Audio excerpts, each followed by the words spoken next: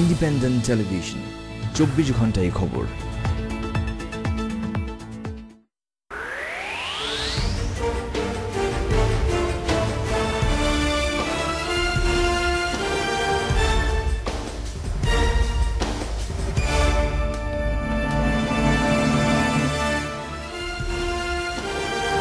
জানাচ্ছি খাতুনগঞ্জ থেকে মধ্যজেলার সাথে আছে আমি শামীম জাহেদি।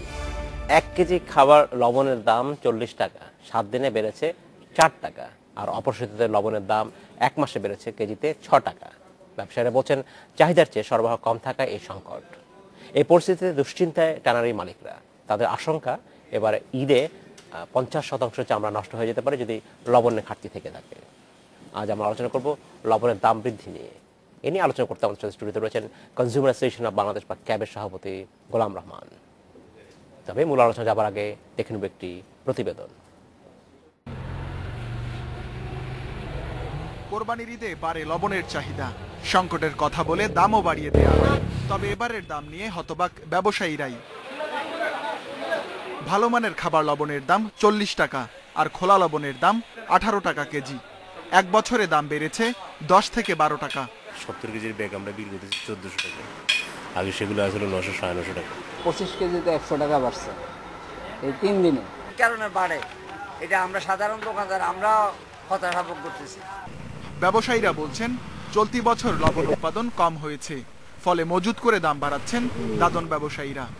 এছাড়া অপরিশোধিত লবণ আমদানির অনুমতি মিলেছে দেরি করে, ফলে ঈদের সময়ের চাহিদা মেটানো প্রায় অসম্ভব। সবচেয়ে লাভবান হয় দাদন ব্যবসায়ীরা।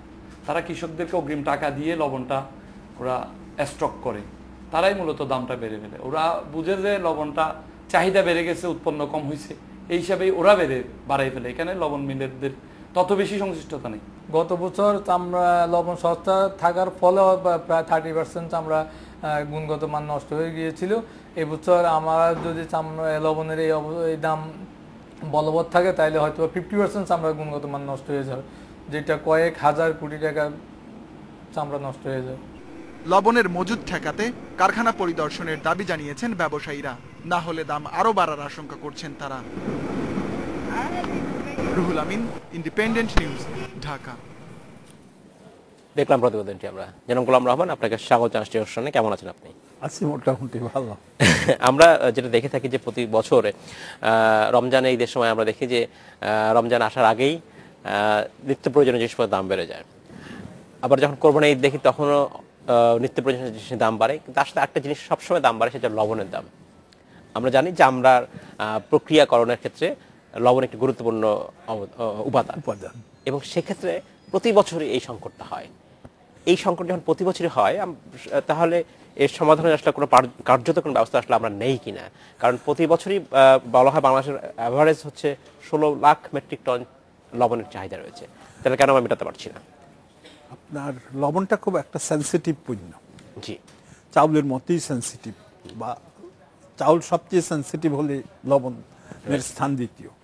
আমার মনে পড়ে আমরা যখন স্কুলে পড়তাম গত শতাব্দীর 50-এর দশকে লবণের দাম 16 টাকা হওয়াতে সরকারের পতন অলমোস্ট অত্যাসন্ন হয়ে পড়েছিল। আচ্ছা, এতই সেন্সিটিভ সে সময় ছিল, মনে এখনো যে কম সেন্সিটিভ তা নয়। তাই এখন দেশে লবণ উৎপাদন হয়, ধান চাউল যেমন দেশে উৎপন্ন হয়, লবণও দেশে উৎপন্ন হয়, এবং লবণ চাষির সংখ্যা অনেক। তাই তাদের স্বার্থটা দেখার একটা বিষয় আছে। এবং এটা আর কি শিল্প মন্ত্রণালয়ের অধীনস্থ বাংলাদেশ ক্ষুদ্র ও কুটির শিল্প কর্পোরেশন, তারা এটা দেখভাল করেন। কিন্তু দেখভাল করেন তারা লবণ উৎপাদন কিভাবে বাড়ানো যায় সেই প্রচেষ্টা নেন, নানা রকমের প্রজেক্ট করেন। দেশের লবণের চাহিদা 16 থেকে 17 লাখ টন, কিন্তু দেশের কৃষকরা উৎপাদন করে সম্ভবত 13-14 লাখ টনের বেশি না। আচ্ছা, সো এখানে একটা বোধহয় একটা ঘাটতি থাকে, একটা ঘাটতি আছে। গত 4-5 বছর কিন্তু লবণের দাম খুব নিম্নগতি ছিল, এবং যেটা কৃষকদেরকে লবণ উৎপাদনে নিরুৎসাহিত করেছে। প্রতি মন লবণের কাঁচা লবণের দাম আপনার 200 টাকার নিচে ছিল। সেই সময়ে কৃষকদের অনেকে বলতো যে তাদের যে উৎপাদন ব্যয় তা উঠে না। এইবার কিন্তু লবণের কৃষক পর্যায়ে দাম 400 টাকা বা তার কাছাকাছি। পার মণ, এই দিক দিয়ে কৃষকরা খুব খুশি, কিন্তু ভোক্তারা খুশি না। না, কৃষক খুশি হলো যে এই দামের যে দামটার যে দাম বাড়ার ফলে যে লাভটা হচ্ছে সেটা কৃষকরা সেই অর্থে পায় না, মধ্যস্থভোগী আসলে পেয়ে যায়। কিন্তু যেই হারে দাম বেড়েছে কৃষকরা সেই হারে উপকৃত হচ্ছে না। মধ্যস্বত্বভোগী এবং মিল মালিকরা এটা বেশি উপকৃত হচ্ছেন বা বেশি লাভবান হচ্ছেন। আমাদের লবণের যে বিশেষ করে খাওয়ার লবণ, এটাকে প্রক্রিয়াকরণের যে বড় বড় কয়টা প্রতিষ্ঠান করে এবং তারা সবসময় এই যে একটা সংকটময় পরিস্থিতির সুযোগ গ্রহণ করে। এখন একটা খুব ভালো কথা বলেছেন যে আমাদের চামড়া শিল্প এবং তার সাথে লবণের একটা বড় সম্পর্ক রয়েছে কোরবানির ঈদের সময়। এবং এই ক্ষেত্রে যেটা সম্ভবত সরকারের কৃষকরা ক্ষতিগ্রস্ত হোক সেটা আমি চাই না, সেটা কেউ চায় না। কৃষকরা ন্যায্য মূল্য পাক, অতি মুনাফা যেন না হয়। সেই জন্যে সরকারের, যেমন চাউলের ক্ষেত্রে সরকার একটা ক্রয় মূল্য নির্ধারণ করে সংগ্রহ করে, তেমনি একইভাবে লবণের ক্ষেত্রেও উৎপাদন ব্যয়ের সাথে সে 20% যোগ করে যদি একটা ক্রয় মূল্য নির্ধারণ করে এবং চাউলের মতোই যদি আপৎকালীন একটা স্টক গড়ে তোলার ব্যবস্থা করা হয়, তাহলে সম্ভবত এই সংকট যে আমরা বারবার পড়ছি সেটা দূর হবে। এবং যখন দেখা যাবে উৎপাদন এবং চাহিদার মধ্যে একটা বড় ধরনের ফারাক আছে, তখন সরকার এটা, লবণ তো বিদেশ থেকে আমদানি করা এমন কোনো কঠিন নয় এবং আশেপাশেই আর কি লবণের যথেষ্ট সোর্স আছে। সো তা করা হলে, এবং এই ক্ষেত্রে এখন যে অবস্থা, সম্ভবত কিছু পরিমাণ লবণ আমদানির সুযোগ করে দেওয়া দরকার আছে। যখন কোরবানি ঈদের সামনে যখন চামড়া ব্যবসায়ীদের চামড়া প্রক্রিয়াকরণের জন্য লবণ প্রয়োজন হয়, তখন যে এই ঘাটতিটা আমরা যেটা বলছিলাম যে এটা প্রতি বছরই হয় এবং এটা নিয়মিতভাবেই হয়, তাহলে কেন আমরা আগে থেকে আসলে ব্যবস্থা নিতে পারি না? কি করছেন আপনারা ক্যাবের পক্ষ থেকে? সরকার সেই বিষয়ে আসলে পরামর্শ দেন কিনা? না, ক্যাব তো আর কি পরামর্শ দেওয়ার কথা, ক্যাব সবসময় মানে এই হলো অ্যাডভোকেট। আমরা শুধু বলতে পারি, আমরা তো ব্যবসায়ীও না, আমরা আর কি সরকারও না, আমরা শুধু ভোক্তাদের পক্ষ থেকে দাবি দাওয়া পেশ করি, পরামর্শ দেই। এই ক্ষেত্রেও আমাদের পরামর্শ হবে যে এই সংকট বারবার ঘটুক এটা কাম্য নয়। এই জন্য যেটা করা দরকার, একটা আপৎকালীন স্টক সৃষ্টি করে সরকার যেন মূল্যটা সব সময় স্থিতিশীল রাখে এবং প্রতি বছরই যেটা সংগ্রহ করবে ওইটা আবার বিক্রি করে দিবে। এতে কৃষকও একটা ন্যায্য মূল্য পাবে, আবার ভোক্তারাও একটা সহনীয় মূল্যে লবণের ব্যবহার করতে পারবে এবং চামড়া ব্যবসায়ীরাও আর কি ক্ষতিগ্রস্ত হবে। রহমান, আপনি এখন কনজিউমার অ্যাসোসিয়েশন অফ বাংলাদেশের সভাপতি, কিন্তু আপনি সরকারের সচিব ছিলেন দীর্ঘদিন, বিভিন্ন মন্ত্রণালয়ে কাজ করেছেন, আপনি বাণিজ্য মন্ত্রণালয়ের সচিব হিসেবে কাজ করেছেন।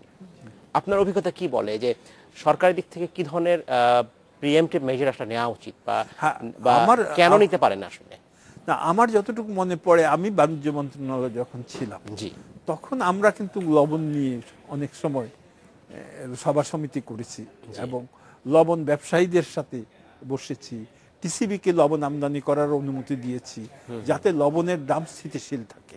ইভেন এক সময় এর থেকে আপনার মায়ানমার থেকে কিছু লবণ আসে আমাদের দেশে চোরাই পথে, এবং যদি চোরাই পথে এই যে লবণ আসে, এতেও কিন্তু বাজারের উপর একটা ইতিবাচক প্রভাব পড়ে এবং একটা আর কি, যেটা লবণের সরবরাহ বৃদ্ধির জন্য উপযুক্ত ব্যবস্থা নেওয়া দরকার। সেটা সরকার নিশ্চয়ই করা উচিত। জনাব গোলাম রহমান, আপনাকে ধন্যবাদ। আমাদের সময় হচ্ছে একটা বিরতিতে যাবার, ফিরে এসে কথা বলবো আপনার সাথে আমরা আবারও। আমাদের সময় হলো একটা বিরতিতে যাওয়ার, আমাদের সাথেই থাকবেন, ফিরছি শীঘ্রই।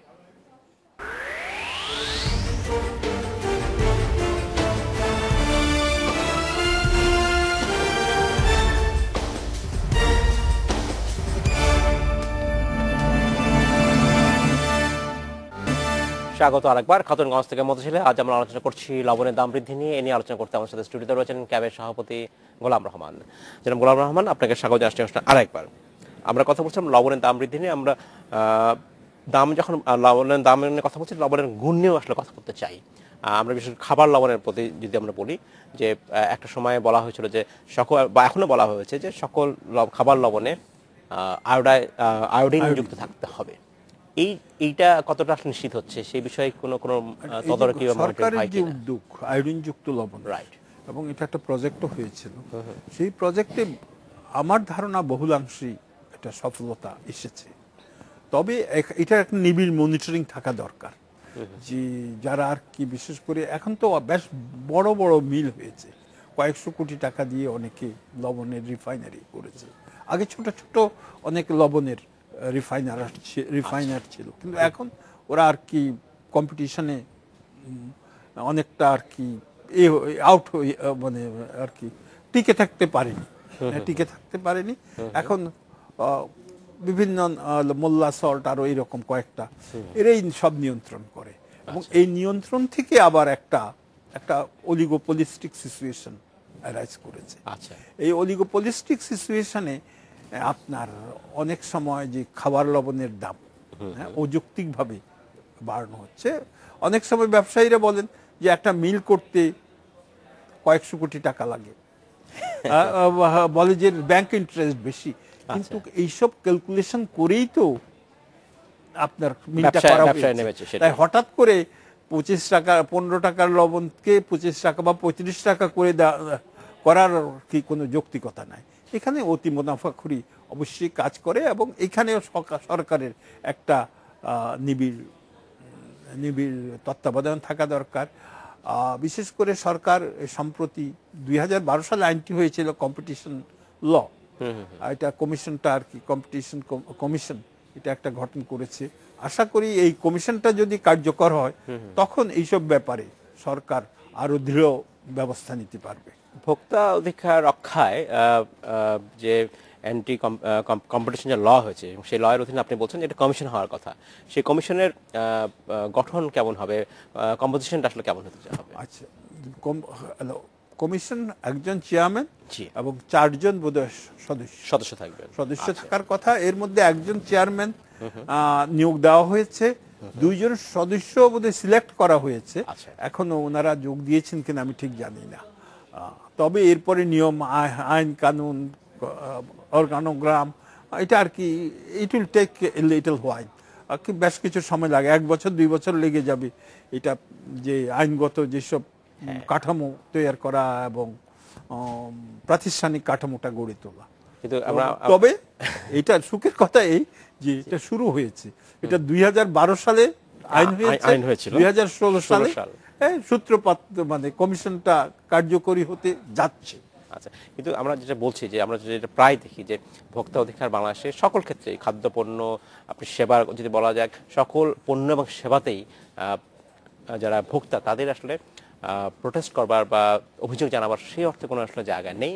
এই কম্পিটিশন ল হলে বা কম্পিটিশন কমিশন হলে হয়তো তাদের সুবিধা হবে, কিন্তু এতটা বিশাল দেশ, এত বিশাল জনগোষ্ঠীর দেশ, সেখানে শুধুমাত্র একজন কমিশনার এবং একজন চেয়ারম্যান এবং 3 জন কমিশনার থেকে সম্ভব? এই লোকবল আসলে কেমন হওয়া উচিত? এটা লোকবল তো আর কি, এটা কিন্তু মানে দৃষ্টান্ত স্থাপন করতে হবে কমিশনকে প্রত্যেকটা ক্ষেত্রে। আমরা তো মুক্তবাজার অর্থনীতি বিশ্বাস করি, এইখানে প্রতিযোগিতার মাধ্যমে যাতে মূল্য নিয়ন্ত্রিত থাকে, মান নিয়ন্ত্রিত থাকে, সেটা নিশ্চিত করতে হবে। আপনি প্রাইস কন্ট্রোল করাটা ঠিক হবে না, কিন্তু প্রাইস যাতে অস্বাভাবিক না হয়, অ্যাবনর্মাল প্রফিট যেন কেউ না করে, সেইটার খবর, ওইটার মনিটর করার একটা প্রতিষ্ঠান থাকতে হবে, এবং যেই প্রতিষ্ঠান থেকে দৃষ্টান্তমূলক এক্সাম্পল সৃষ্টি করে আপনার সবাইকে সতর্ক করে দিবে। তাহলেই জিনিসটা আর কি, যে অর্থনীতির যে চাকা, সেই চাকা সচল থাকবে। আপনি মুক্তবাজার অর্থনীতির মানে খুব সাদামাটা ভাবে বলতে গেলে 2টা চাকা আছে। একটা হলো প্রফিটের চাকা, যেটা ব্যবসায়ীকে তার ব্যবসা বৃদ্ধির সহায় করে, আর ভোক্তাদের অধিকার রক্ষার জন্য এটা হলো যাতে প্রতিযোগিতাটা থাকে, বাজারে যাতে প্রতিযোগিতা থাকে তা নিশ্চিত করা। প্রতিযোগিতা নিশ্চিত করবার ক্ষেত্রে ব্যবসায়ী প্রতিষ্ঠানগুলোকে কিভাবে আসলে নিয়ন্ত্রণ করতে পারে? আপনি বলছেন যে উন্মুক্ত বাজার অর্থনীতিতে পণ্যের বা সেবার মূল্য নির্ধারণ করা যেতে পারে যায় না, উচিত নয়। তাহলে এই সরকার বা কমিশন কিভাবে আসলে নিশ্চিত করতে পারে? হতে পারে একটা বড় একটা কোম্পানির মার্কেট শেয়ার যদি তার 50% হয়ে থাকে যে কোনো একটা পণ্যে বা যে কোনো একটা সেবায়, তখন কি সরকার তখনই রেগুলেশনের প্রশ্ন আসে। আচ্ছা, তখন এই যে ইচ্ছা মতো জাতি যে একক বাজার দখল করে বসে আছে বা বাজার ভাগাভাগি করছে, কোনো পণ্যের ক্ষেত্রে দেখা যাচ্ছে বলা হয় যে মেঘনার ওই পার তোমার, এই পার আমার, যমুনার ওই পার আরেকজনের, এইরকম অবস্থা যখন থাকে, যখন প্রতিযোগিতার একটা কলিউসিভ বাজারের সৃষ্টি হয়, তখন রেগুলেট করে ব্যবসা অতি মুনাফাটাকে নিয়ন্ত্রণ করতে হবে যাতে ভোক্তা স্বার্থ সংরক্ষিত হয়। এই সাথে সাথে আপনারা কনজিউমার অ্যাসোসিয়েশন অফ বাংলাদেশ কি ধরনের অ্যাডভোকেসি করছেন আমরা যদি বলি নিত্য পণ্যের দামের ক্ষেত্রে? আমরা সবসময় আর কি ভোক্তাদেরকে সচেতন করার চেষ্টা করি এবং সরকারের কাছে আমরা বিভিন্ন কমিটি আছে সরকারের, সেই সব কমিটিতে আমরা রিপ্রেজেন্ট করি। যেমন একটা কনজিউমার্স কাউন্সিল আছে, যেটা বাণিজ্য মন্ত্রী, আপনারা এই সরকার কিন্তু বেশ কয়েকটা আইন করেছে কনজিউমার বান্ধব। এই ভোক্তা অধিকার আইন 2009, আপনার ফর্মালিন নিয়ন্ত্রণ আইন 2015, তারপরে আরেকটা আইন হলো নিরাপদ খাদ্য আইন 2013। এইসব আইনগুলির কিন্তু যে প্রাতিষ্ঠানিক কাঠামো এখন গড়ে উঠছে, এইসব আইনগুলির যদি প্রাতিষ্ঠানিক কাঠামো গড়ার পরে এই যে কমিশন বা অথরিটি এরা যদি এফেক্টিভলি কাজ করে, তাহলে কিন্তু ভোক্তাদের অনেক উপকার হবে এবং বাজারে একটা স্থিতিশীল অবস্থা। আমাদের অভিজ্ঞতা বলে আমরা দেখেছি কোনো কমিশনে ঠিকমতো আসলে কাজ করে না। এর কারণটা কি? এটাই হতে পারে যে আমরা দেখেছি যেসব বিভিন্ন কমিশন যখন হয়, সেই কমিশনে যারা প্রধান থাকেন তারা অধিকাংশই হচ্ছেন অবসরপ্রাপ্ত ব্যক্তি। এটা কি কোনো বাধা হতে পারে কিনা? না, অবসরপ্রাপ্ত বলে না, যখনই আপনার ম্যান বিহাইন্ড দ্য প্লাউ একটা কথা আছে। কমিশনদের যে প্রধান বা কমিশনের যে গঠন, এটা একটু স্বাধীন চেতা হওয়া দরকার। স্বাধীনভাবে নিজেদের বুদ্ধি বিবেচনায় কে কি বলল, কে খুশি হলো, কে অখুশি হলো, এই বিবেচনা না করে যদি স্বাধীন চেতাভাবে কমিশন তার ম্যান্ডেট অনুযায়ী কাজ করে, তাহলে কিন্তু সর্বসাধারণ উপকৃত হয়। আরেকটি বিষয় বলা হয় যে অনেক কমিশনে আছেন যারা, বিভিন্ন কমিশনের যারা চেয়ারম্যান থাকেন, তারা শেষ সময় বলেন যে নখদন্তহীন বাঘ এই কমিশনকে বলা হয়। ওই কথা সকল কমিশনের ক্ষেত্রে এরকম এক বিশেষ থাকে। এটা আমি বলেছিলাম, আচ্ছা, আমার শেষ সময় না, আমি বলেছিলাম আমি অ্যান্টি কারাপশন কমিশনে যোগদানের 3 মাসের মাথায়। আচ্ছা, এবং এই ছিল এইরকম। আমি যোগদানের পরে আমার যে কর্মকর্তা যারা আছেন দুর্নীতি দমন কমিশন, তাদেরকে আমি দুর্নীতি কমিশনে তাদেরকে জিজ্ঞাসা করেছিলাম, দুর্নীতির দায়ে নামি দামি কেউ শাস্তি পেয়েছে কিনা। তো সবাই বলল হ্যাঁ পেয়েছে। তো আমি বললাম কি, একটি মাত্র নাম বলা হলো। আচ্ছা, তারপরে আমি আইনজীবীদেরকে জিজ্ঞাসা করলাম আমাদের, তারাও বললো হ্যাঁ আছে, তবে তাও একটি মাত্র নাম। আচ্ছা, যদি এই হয় অবস্থা, এটা কারণটা কি, শাস্তি হচ্ছে না কেন? এটা তদন্তে দুর্বলতা আছে আপনার, কিন্তু বিচার প্রক্রিয়াটা অত্যন্ত দীর্ঘ। আমাদের যে বিচার প্রক্রিয়া এটা এত দীর্ঘ, আমাদের বিচারকরা হাজারো চেষ্টা করলেও দ্রুততার সাথে কোনো কিছু শেষ করতে পারে না। আর যদি শাস্তি না হয়, তাহলে তো যারা দুর্নীতি পরায়ণ তারা আরো উৎসাহিত হয়। দৃষ্টান্ত তৈরি হয় না, দৃষ্টান্ত তৈরি না হলে অপরাধ। সেই জন্য আমি বলছিলাম যে দন্তহীন বাঘ এটা ধরতে পারে, করতে পারে, কিন্তু আলটিমেটলি সমাজে কোনো প্রভাব পড়ে না। জনাব গোলাম রহমান, আপনাকে অসংখ্য ধন্যবাদ। আজ শেষ করতে হচ্ছে, ভবিষ্যতে নিশ্চয়ই আপনার সাথে আমরা আবার কথা বলবো। আপনাকেও ধন্যবাদ। ধন্যবাদ। এই ছিল আজকে আমাদের খাদ্য থেকে মতো ছিল। আমাদের সাথেই থাকবেন, দেখা হবে আবারও।